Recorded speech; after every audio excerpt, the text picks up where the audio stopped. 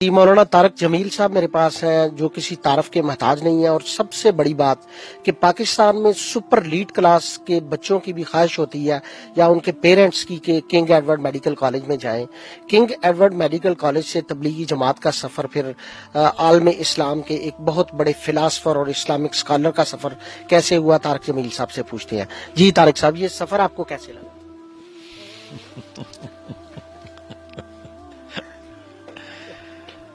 یہ تو زندگی کا مقصد ہے۔ دنیا میں ہم آئے ہیں اللہ کو راضی کرنے کے لیے، تو اللہ کا شکر ہے اس نے اس راستے پہ چلایا جو اس کو راضی کرنے کا ذریعہ ہے، وسیلہ ہے۔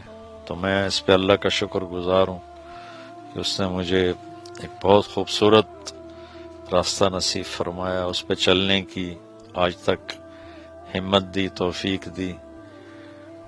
آنے والی زندگی میں بھی اللہ سے یہی مانگتا ہوں کہ اللہ تعالیٰ مرتے دم تک اپنے راستے پہ چلائے رکھے۔ مولانا صاحب، جو میسوپوٹیمیم جو تہذیب تھی، اشورین بیبلیون جو تھی، ڈیوائن ریلیجن جتنے بھی آئے وہاں پہ آئے، دجلہ فرات نیل کے ساحل پہ، حجاز نجد کی پٹری پہ آئے، اور جو انڈس ویلی تھی وہاں پہ کوئی نبی، کسی نبی کا کوئی وجود، کوئی روایت ایسی ملتی ہو، قرآن پاک میں کوئی ایسا ذکر ہو کہ India, China, Thailand, Bangkok, Korea, Japan, کتنا بڑا خطہ ہے، وہاں پہ کوئی ایسا نبی آیا ہو یا کوئی ایسی روایت کوئی ملتی ہو؟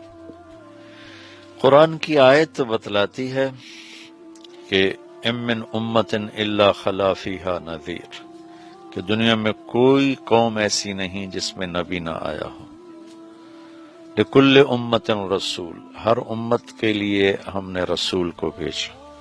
لکل قوم ہاد، ہر قوم کے لیے ہم نے ہادی یعنی رسول کو بھیجا۔ تو تاریخ نے انہیں محفوظ نہیں کیا، لیکن قرآن کی آیت ہمیں بتلاتی ہے کہ صرف اس خطے کی بات نہیں، پوری دنیا میں جہاں کوئی قوم آباد تھی وہاں اللہ تعالیٰ نے انبیاء کو بھیجا ہے۔ Please subscribe this YouTube channel, براہ مہربانی اس یوٹیوب چینل کو سبسکرائب کر دیجیے۔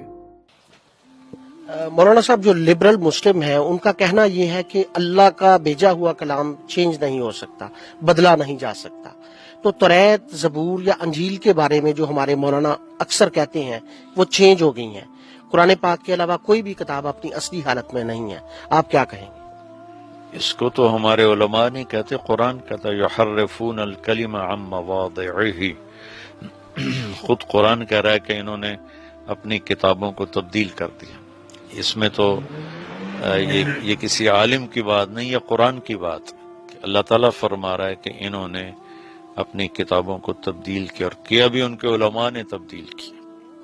صرف قرآن کے ساتھ اللہ کا وعدہ ہے، چونکہ یہ اللہ کی ذات سے، زبان سے نکلا ہوا واحد کلام ہے، اور اللہ کی ذات سے جو چیز نکلے اسے بدل کوئی نہیں سکتا۔ باقی تینوں کتابیں لکھوا کے بھیجی گئیں، اور یہ اللہ کی زبان مبارک سے نکلا، اس لیے اسے کوئی نہیں مٹا سکتا، اور لہذا قیامت کے قریب قرآن اٹھا لیا جائے گا، تبدیل کوئی نہیں ہو سکتا۔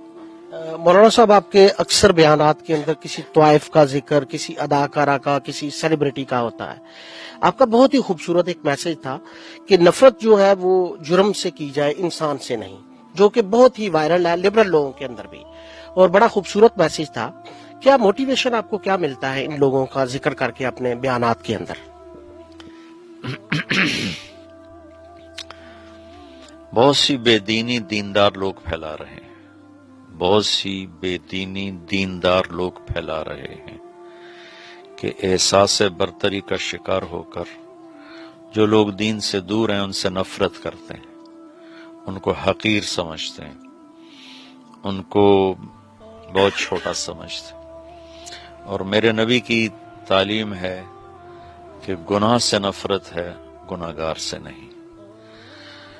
تو میرے رب کا جو فرمان ہے وہ ہے کہ تم اپنے عیب دیکھو، تم اوروں کے عیب نہ تلاش کرو، اپنی کمیاں دیکھو، اوروں کی کمیاں نہ تلاش کرو۔ تو اس یہ طبقہ مایوس تھا دینداروں کے رویے کی وجہ سے، یہ مایوس تھے اللہ سے بھی، دین سے بھی۔ تو میں نے ان سے مل کر ان کو محبت دے دے کر ان کا حوصلہ بڑھایا، ان کو یہ احساس دلایا کہ تم بھی مسلمان ہو، مومن ہو، اور ایمان والا جب بھی توبہ کرے گا اللہ اس کی توبہ قبول فرما کر اسے اپنا دوست بنا لے گا۔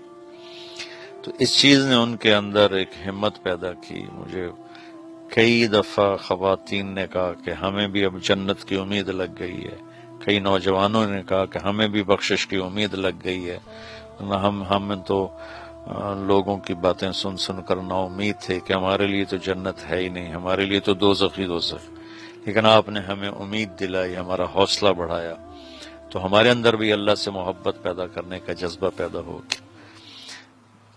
مولانا صاحب، روئے زمین پر پہلے انسانیت آئی، بعد میں مذہب آئے، سب کچھ، ہم انسان ہیں اور یقیناً ہم پاکستانی بھی ہیں۔ پاکستان کی سیاست پہ کچھ کہنا چاہیں گے؟ الیکشن کا سوال۔ بس اتنا ہی کہوں گا کہ اللہ ہمیں ایسے لوگ دے جو ہمدرد ہوں، سچے ہوں، دیانتدار ہوں۔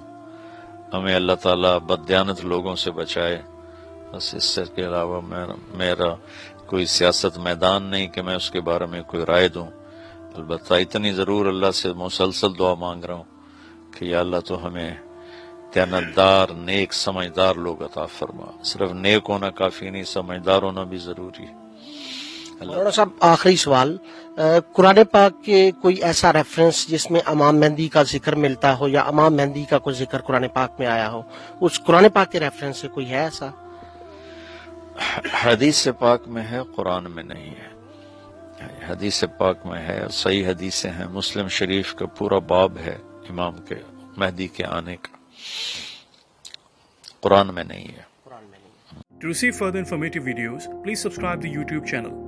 مزید معلوماتی اور مفید ویڈیوز حاصل کرنے کے لیے براہ مہربانی YouTube چینل سبسکرائب کر دیجیے۔